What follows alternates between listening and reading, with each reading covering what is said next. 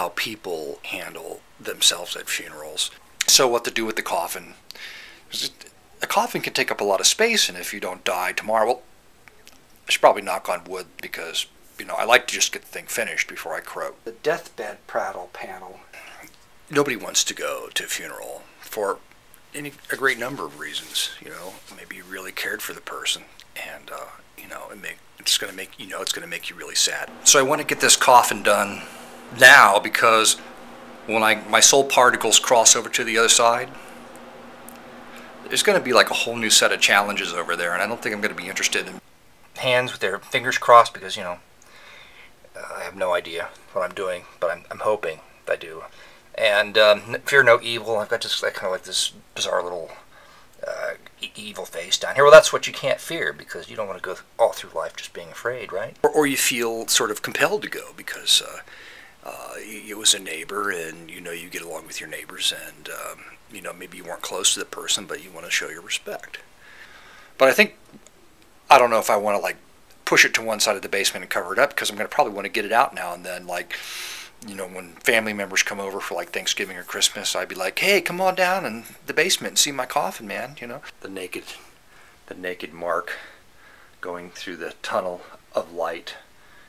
So if the point, once you're over there, is to come back, like, if that's the point, like in reincarnation, then, you know, going to the other side, it must be pretty fucking awful over there, don't you think? I mean, that you want to come back. And there's like a little male angel up here. Says, well, he's kind of like dense, I guess. He's been there. He doesn't know what's going on. Well, like, I don't know. I don't know. When you get over there, you know what's going on. How do I know that? So he says, how many watts? Or, you know, there's like levels. It's like some kind of like video game where there's certain levels you have to attain, right? So you feel compelled to come back so you can score higher. Your woman angel who's like says a godzillion duh. Well, you know, she's probably a younger, like more like a teenager, and still hasn't quite figured out, you know, how to be sensitive on the other side, or I don't know, maybe souls aren't sensitive. Maybe it's the same thing all over again, only we just fly around with wings. I have no idea. And move up in rank. Well, that would tell me that there's, you know, some kind of hierarchy, some class system over there on the other side that I don't know if I want to be a part of. My hope is that when you know, come to the funeral, or you come to the wake or the visiting hours or whatever it is, well, I am more sensitive to that. I'm just being an idiot. And we've got a three-headed crazy person screaming, didn't go quite like that. I don't know. The way we've laid things out, it just doesn't seem. So what's important to me, though, is my art. So now that I have this coffin, I'm thinking, okay, well, I've cut down on the cost anyway. Coffins are expensive, right? So you know, if you make it in the door and you see this, you know, you're going to have to like set aside the notions that you came with and go, so you're going to have something else to think about. But how do you value something like this? You know, you buy a coffin, they're like about $3,000, right? So how much? This is like a one of a kind, right? So it should be like more than $3,000. But then again, it's just built with plywood. But here we have the lid, and so I decided to paint a portrait of myself as I am today. Little rhinestones around it, so it's all sparkly, like little soul particles. And on this side, we have like a little devil figure, and on this side we have a religious figure like Jesus. And they're saying no time left for choice, and that's which, when you're dead, your choices are done. And so you know, like, you got to put things on your coffin that you like. Like I like Ed Wood, Plan 9 from Outer Space, which is his famous movie, although all his movies were great. And the monster movies, I always enjoyed those. Still, even though I'm 53 now, I still enjoy them. And Rest in Peace, and like little things like that. Now you can see my funny bone. I put myself as a skeleton in here because that's what, you know, you ashes to ashes, dust to dust. And when I was born, the worms crawling around in there. Or now I can see what's funny, because I figure I have no idea what's funny now, and that's painfully apparent usually if you watch my videos.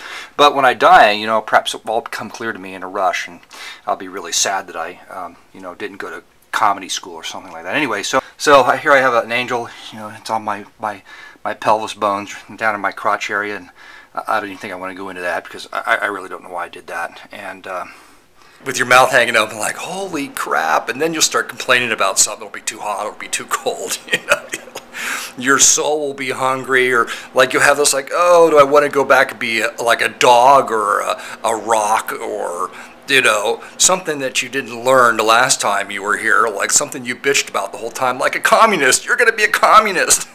Find out what it's like. This is called the Biggest Bitch Panel, Fear of Sheeple.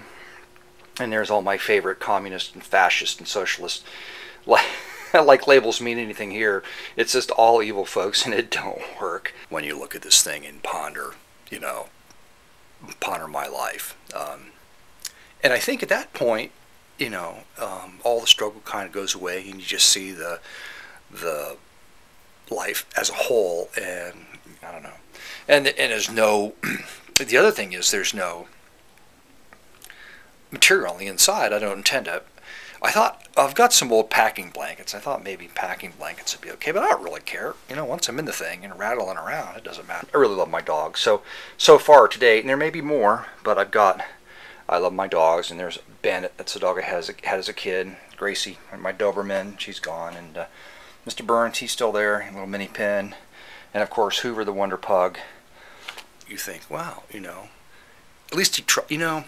Here's the thing: when my grandmother, when she was getting up in her 80s, and I went to visit her, and she was like struggling to maintain the house and her property, and she was just a pistol, and a firecracker, and actually, you had to be real careful with her. We all have our things, right? But the point is that I'm thinking, she went down with a fight. So, I mean, if the weight shifts though, and your buddies are carrying it to the hole in the ground where they're going to stick you there, and it shifts, it'd be like a semi truck, I might roll over in the middle of the ceremony or something, and that would be like a design flaw, I wouldn't care, but what I'm hoping is there'll still be some adult stuff in heaven, like beer that you can get drunk on, and like naked women on a nice warm beach. That would be her job up there, right? That would be something she'd be looking forward to do, take care of, like old dead fat men with wrinkles, take care of their needs. People that are really close to me be embarrassed, like, oh God, another one of his fucked up pieces of art, it's falling apart and things aren't right. My grandfather, who was a folk artist, and he painted landscapes, and you hear all this talk about, going the other side and somebody you know is there to meet you. I figured it's going to be my grandpa, because I always felt pretty close to him, and that set an example for me to fight, to not give up and to fight, because that's life is, if nothing else, is a fight to the end. I made sure I put a lot of glue and screws in it, so it's not gonna, I won't fall out the bottom. That's my biggest fear is like, hey, this thing's a lot lighter. Well, that's because he's laying on the fucking ground. And, another angel like looking out for me, and there's a representation of God laughing at me, not at me, with me, at me and with me, because I hope he has a sense of humor, and little dead eyes, little dead purple, like, just, that would be bad too. So there's a lot of things to take into consideration when you build your own coffin, just not the fun paintings you put on the outside, where people go, oh, that's wonderful, or I'm leaving right now, I don't care. Put them in the ground, I'm going to be like at Denny's having a pancake or something. So I call it the Outsider Art Villa because it has that sort of that Spanish flavor. So I'm going to be the protecting ghost for the new owners. No matter what I was, neurotic, depressed, whatever I'm born with that makes me do this.